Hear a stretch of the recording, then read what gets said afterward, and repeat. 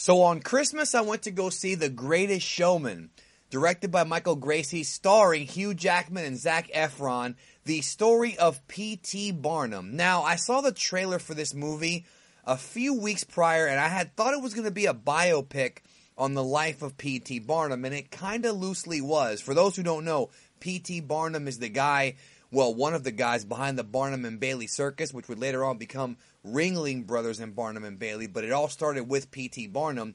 And I had thought it was going to be a biopic, a more serious one with a little bit of music.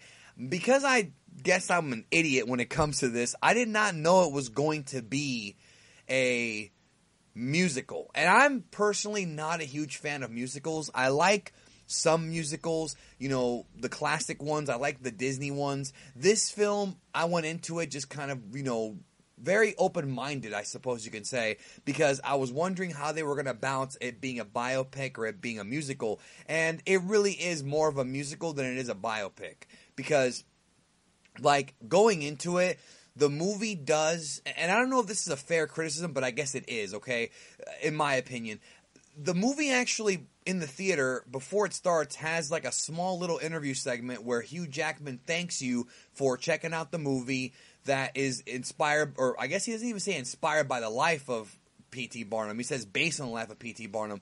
And this movie really wasn't an entire biopic at all. Like, it was really more of a, it really had more of that kind of Disney-esque sort of Mary Poppins kind of fantasy feel to it. You know, I know that some people have criticized the movie as it really being, they really took it a little beyond a biopic, and it shouldn't be seen as that. So I just want to let you know, this is a family movie. This is a movie that you can take your family to. This is not going to be an adult film at all. It's not going to be a, you know, any kind of violent movie, anything really overly sexual. It's pretty much just a family movie, a very safe movie. And going into it, I kind of had a feeling it was going to be pure Oscar bait. I could tell that Hugh Jackman did this film because he wants a freaking Oscar. And he's won a lot of awards in his career. I mean, the dude's a great actor. And it's kind of interesting because, you know, I feel like if Hugh Jackman is going to win an award, you know, for an Oscar, I feel like Logan is the one that he should win it for. I think that Logan was his best performance, maybe of his entire career. But one thing that is very noticeable with the Academy is that they usually don't take comic book movies seriously. That seems to be kind of the thing, is no matter how good a comic book movie is, it's just never going to be taken seriously.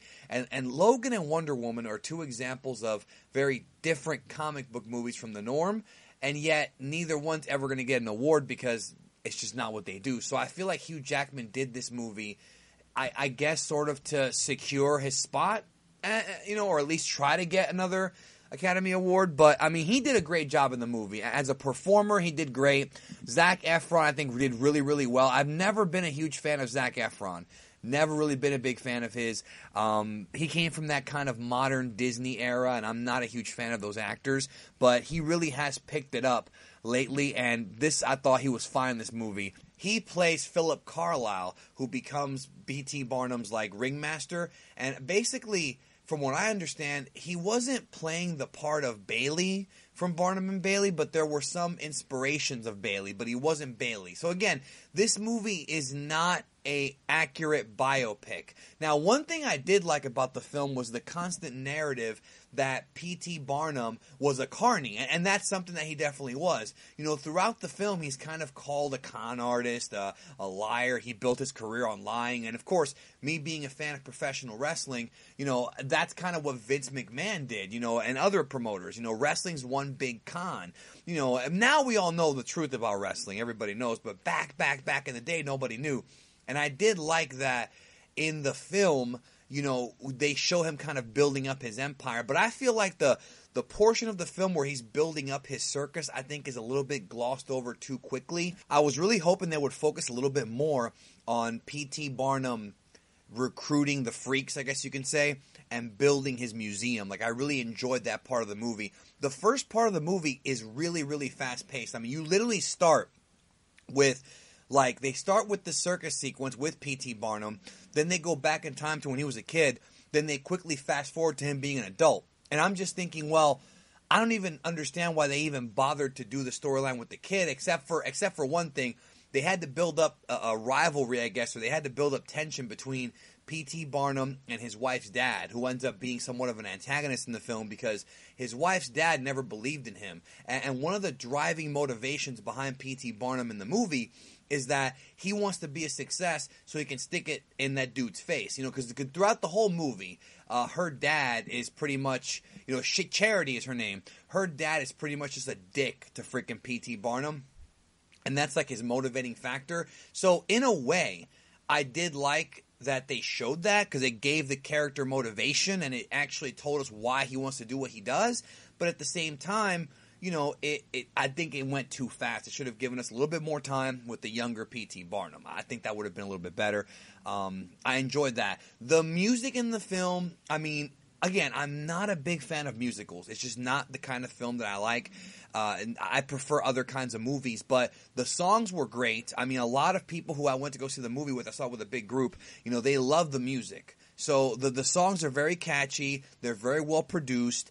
And I think that, you're going to have a good time. If you take kids to go see this movie, they'll have a good time. Some of the things I had to talk about production-wise in the movie, I thought that the costumes were amazing. I thought that all of the actual work, like that the seamstresses did and the costume department did and the makeup department, looks incredible. They really captured the clothing of the 1800s, of that era of the 1800s, the late 1800s, pretty damn well. So I got to give them credit for that.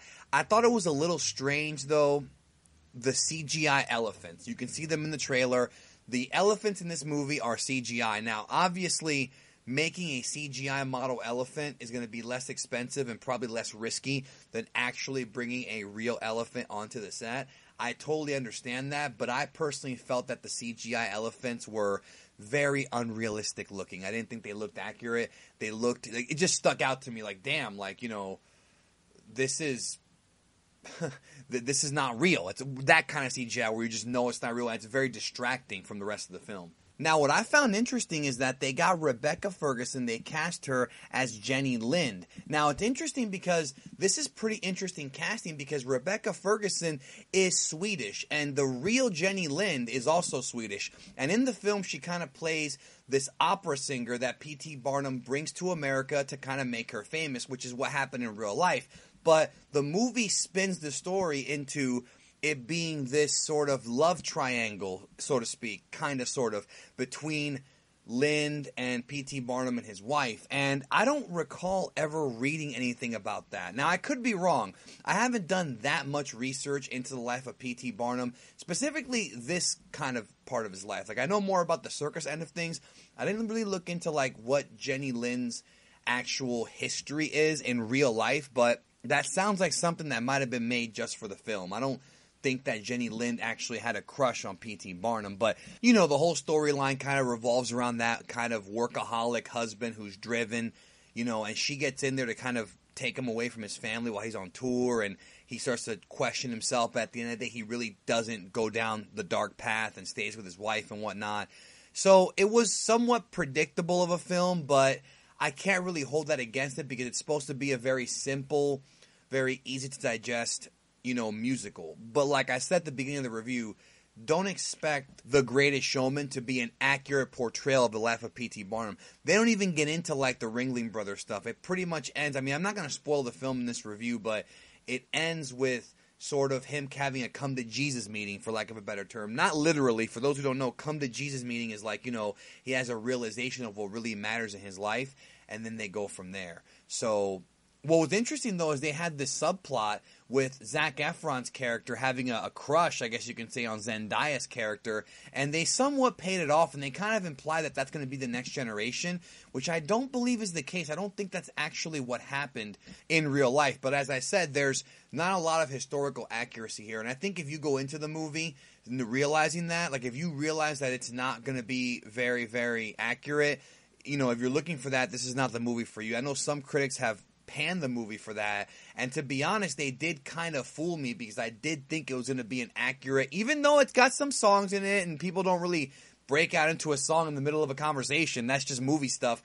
It's still one of those things where they kind of did go far with the fantasy aspect of it, so it's really not an accurate biopic. It's just supposed to be a fun family movie. So if you like those kind of movies, check it out. For me, it's a one and done. I'm probably not going to see it again, but it is a good holiday film. You can take everybody to go see it, and the acting is superb. So that is The Greatest Showman. Let me know what you think if you saw the film, and I hope you'll have a great day.